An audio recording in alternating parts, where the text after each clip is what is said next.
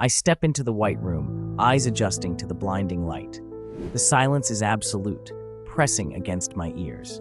My gaze locks onto the fridge, stainless steel, door slightly ajar, revealing rows of food and water arranged with surgical precision. Each item seems untouched, almost staged. The hum of the appliance is the only sound, a mechanical heartbeat in this sterile world. But I can't shake the sense of being watched. The camera's red eye follows every movement.